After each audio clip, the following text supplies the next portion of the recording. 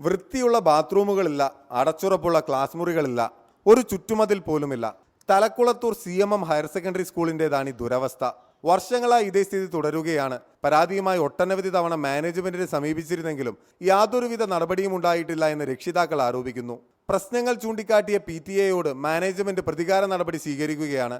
സ്കൂളിനെതിരെ വിവിധ കോണുകളിൽ നിന്നും പരാതി ഉയർന്നപ്പോഴെല്ലാം പരിഹരിക്കാൻ മുൻകൈ എടുത്തത് PTA ആണ്. എന്നിട്ടും വിദ്യാർത്ഥികൾക്ക് മാന്യമായി പഠിക്കുന്നതിനുള്ള സൗകര്യങ്ങൾ ആവശ്യപ്പെട്ട PTA പ്രിൻസിപ്പാളിന്റെ നേതൃത്വത്തിൽ അധിക്ഷേപിക്കുന്നു. കാര്യങ്ങൾ തുറന്നുകാട്ടിയ KV ഷാജി എന്ന എക്സിക്യൂട്ടീവ് അംഗത്തെ ക്രമവിരുദ്ധമായി പുറത്താക്കുകയും ചെയ്തു.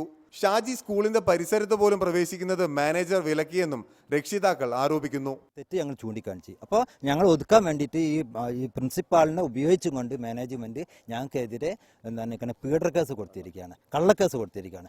വിഷയങ്ങൾ ചൂണ്ടിക്കാട്ടി ബാലാവകാശ കമ്മീഷനിൽ ഇവർ പരാതി നൽകിയിട്ടുണ്ട്.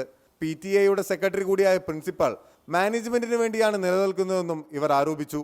എന്നാൽ അതേസമയം PTA ബൈലോ പ്രകാരം മാത്രമേ താൻ പ്രവർത്തിച്ചിട്ടുള്ളൂ എന്നും നിയമവിരുദ്ധമായി താനൊന്നും ചെയ്തിട്ടില്ല എന്ന് പ്രിൻസിപ്പൽ ഫാത്തിമ ഹന്ന ഹഗ്ഗർ പറഞ്ഞു.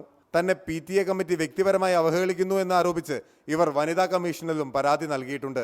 റിപ്പോർട്ടർ, കോഴിക്കോട്.